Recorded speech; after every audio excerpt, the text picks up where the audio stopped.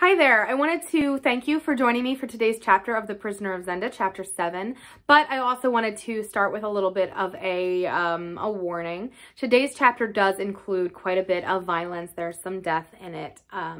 So if that's something that you are not interested in, you might not want to listen to today's chapter. Otherwise, please enjoy today's reading, and I'll see you later. Thank you.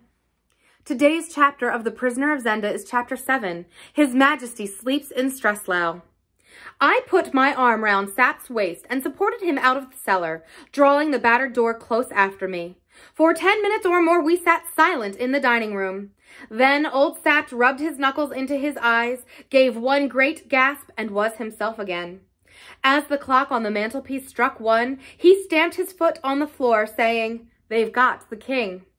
"Yes," said I, "all's well, as Black Michael's dispatch said. What a moment it must have been for him when the royal salutes fired at Streslau this morning. I wonder when he got the message." "It must have been sent in the morning," said Sap. "They must have sent it before news of your arrival at Streslau reached Zenda. I suppose it came from Zenda." "And he's carried it about all day," I exclaimed. "Upon my honor, I'm not the only man who's had a trying day. What did he think, Sap?" "What does it matter? What does he think, lad, now?" I rose to my feet. "We must get back," I said, "and rouse every soldier in Streslau. We ought to be in pursuit of Michael before midday." Old Sap pulled out his pipe and carefully lit it from the candle which guttered on the table. "The king may be murdered while we sit here," I urged. Sap smoked on for a moment in silence. "That cursed old woman," he broke out. "She must have attracted their attention somehow. I see the game. They came up to kidnap the king, and, as I say, somehow they found him. If you hadn't gone to Streslau, you and I and Fritz had been in heaven by now." "And the king?" "Who knows where the king is now?" he asked. "Come, let's be off," said I. But he sat still, and suddenly he burst into one of his grating chuckles. "By Jove, we've shaken up Black Michael." "Come, come," I repeated impatiently. "And we'll shake him up a bit more," he added, a cunning smile broadening on his wrinkled, weather-beaten face and his teeth working on an end of his grizzled mustache. "Aye, lad, we'll go back to Streslau. The king shall be in his capital again tomorrow." "The king?" "The crowned king." "You're mad," I cried. "If we go back and tell the trick we played, what would you give for our lives?" "Just what they're worth," said I. "And for the king's throne. Do you think that the nobles and the people will enjoy being fooled as you fooled them? Do you think they'll love a king who was too drunk to be crowned and sent a servant to personate him? He was drugged, and I'm no servant. Mine will be Black Michael's version." He rose, came to me, and laid his hand on my shoulder. "Lad," he said, "if you play the man, you may save the king yet. Go back and keep his throne warm for him." "But the Duke knows. The villains he has employed know." "Aye, but they can't speak," roared Sap in grim triumph. "We've got 'em. How can they denounce you without denouncing themselves? This is not the king, because we kidnapped the king and murdered his servant. Can they say that?" The position flashed on me. Whether Michael knew me or not, he could not speak. Unless he produced the king, what could he do? And if he produced the king, where was he? For a moment I was carried away headlong, but in an instant the difficulties came strong upon me. "I must be found out," I urged. "Perhaps, but every hour's something. Above all, we must have a king in Streslau, or the city will be Michael's in 24 hours. And what would the king's life be worth then? Or his throne? Lad, you must do it." "Suppose they kill the king?" "They'll kill him if you don't." "Sap, suppose they have killed the king?" "Then, by heaven, you're as good an Elfberg as Black Michael, and you shall reign in Ruritania. But I don't believe they have, nor will they kill him if you're on the throne. Will they kill him to put you in?" It was a wild plan, wilder even and more hopeless than the trick we had already carried through. But as I listened to Sap, I saw the strong points in our game. And then I was a young man and I loved action, and I was offered such a hand in such a game as perhaps never man played yet. "I shall be found out," I said. "Perhaps," said Sap. "Come to Streslau. We shall be caught like rats in a trap if we stay here." "Sap," I cried, I'll try it. Well played, said he. I hope they've left us the horses. I'll go and see. We must bury that poor fellow, said I. No time, said Sapt. I'll do it. Hang you, he grinned. I make you a king and... Well, do it. Go and fetch him while I look into the horses. He can't lie very deep, but I doubt if he'll care about that. Poor little Yosef. He was an honest bit of a man. He went out, and I went to the cellar. I raised poor Yosef in my arms, and bore him into the passage, and thence toward the door of the house. Just inside, I laid him down, remembering that I must find spades for our task. At this instant, Sapt came up. The horses are all right. There's one brother to the one that brought you here, but you may save yourself that job. I'll not go before he's buried. Yes, you will. Not I, Colonel Sapt, not for all Ruritania. You fool, he said. Come here. He drew me to the door. The moon was sinking, and about 300 yards away, coming along the road from Zenda, I made out a party of men. There were 7 or 8 of them. 4 were on horseback, and the rest were walking. And I saw that they carried long implements, which I guessed to be spades and mattocks, on their shoulders. They'll save you the trouble, said Sapt. Come along. He was right. The approaching party must, beyond doubt, be Duke Michael's men, come to remove the traces of their evil work. I hesitated no longer, but an irresistible desire seized me. Pointing to the corpse of poor little Yosef, I said to Sapt, Colonel, we ought to strike a blow for him. You'd like to give him some company, eh?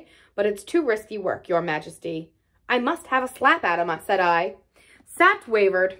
Well, said he, it's not business, you know, but you've been a good boy, and if we come to grief, why, hang me, it'll save us a lot of thinking. I'll show you how to touch them. He cautioned, closed the open chink of the door. Then we retreated through the house and made our way to the back entrance. Here our horses were standing. A carriage drive swept around the lodge. Revolver ready, said Sapt. No, steel for me, said I. Gad, you're thirsty tonight, chuckled Sapt. So be it. We mounted, drawing our swords and waiting silently for a minute or two.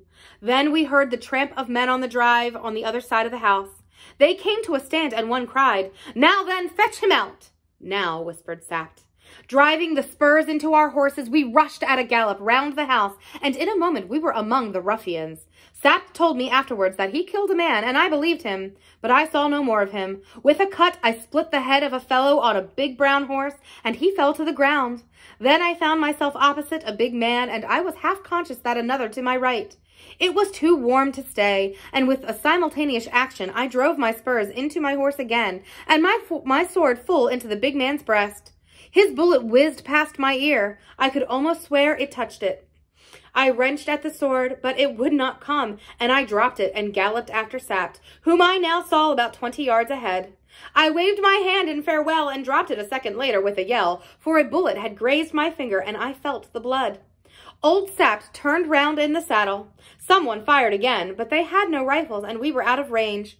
Sapt fell to laughing. That's 1 to me and 2 to you with decent luck, said he. Little Yosef will have company. Aye, there'll be a partie carrée, said I. My blood was up, and I rejoiced to have killed them. Well, a pleasant night's work to the rest, said he. I wonder if they noticed you. The big fellow did. As I struck him, I heard him cry, the king. Good, good. Oh, we'll give Black Michael some work before we've done. Pausing an instant, we made a bandage for my wounded finger, which was bleeding freely and ached severely, the bone being much bruised. Then we rode on, asking of our good horses all that was in them. The excitement of the fight and of our great resolve died away, and we rode in a gloomy silence. Day broke clear and cold. We found a farmer just up, and made him give us sustenance for ourselves and our horses. I, feigning a toothache, muffled my face closely. Then ahead again till Streslau lay before us. It was 8 o'clock or nearing 9, and the gates were all open, as they always were, save when the Duke's caprice or intrigues shut them. We rode in by the same way as we had come out the evening before, all 4 of us, the men and the horses, wearied and jaded. The streets were even quieter than when we had gone. Everyone was sleeping off last night's revelry, and we met hardly a soul till we reached the little gate of the palace. There old Sapt's groom was waiting for us. Is all well, sir? He asked. All's well, said Sapt, and the man, coming to me, took my hand to kiss. The king's hurt, he cried. It's nothing, said I, as I dismounted. I caught my finger in the door. Remember, silence, said Sapt. Ah, but my good Freiler, I do not need to tell you that. The old fellow shrugged his shoulders. All young men like to ride abroad now and again. Why not the king, said he, and Sapt's laugh left his opinion of my motives undisturbed. You should always trust a man, observed Sapt, fitting the key in the lock, just as far as you must. We went in and reached the dressing room. Flinging open the door, we saw Fritz von Tarlenheim stretched, fully dressed, on the sofa. He seemed to have been sleeping, but our entry woke him. He leapt to his feet, gave one glance at me, and with a joyful cry, threw himself on his knees before me. Thank God, sire, thank God you're safe, he cried, stretching his hand up to catch hold of mine. I confess that I was moved. This king, whatever his faults, made people love him. For a moment I could not bear to speak or break the poor fellow's illusion. But tough old Sapt had no such feeling. He slapped his hand on his thigh delightedly. Bravo, lad, he cried. We shall do. Fritz looked up to bewilderment. I held out my hand. You're wounded, sire, he exclaimed. It's only a scratch, said I, but I paused. He rose to his feet with a bewildered air. Holding my hand, he looked me up and down and up. Then suddenly he dropped my hand and reeled back. Where's the king? Where's the king? He cried. Hush, you fool, hissed Sapt. Not so loud. Here's the king. A knock sounded at the door. Sapt seized me by the hand. Here, quick, to the bedroom. Off with your cap and your boots. Get into bed. Cover everything up. I did as I was bid. A moment later, Sapt looked in, nodded, grinned, and introduced an extremely smart and deferential young gentleman who came up to my bedside, bowing again and again, and informed me that he was of the household of the Princess Flavia, and that Her Royal Highness had sent him especially to inquire how the king's health was after the fatigues which His Majesty had undergone yesterday. My best thanks, sir, to my cousin, said I, and tell Her Royal Highness that I was never better in my life. The king, added old Sapt, who I began to find loved a good lie for its own sake, has slept without a break all night. The young gentleman, he reminded me of Osric in Hamlet, bowed himself out again. The farce was over, and Fritz von Tarlenheim's pale face recalled us to reality, though in faith the farce had to be reality for us now. Is the king dead? He whispered. Please God, no, said I. But he's in the hands of Black Michael.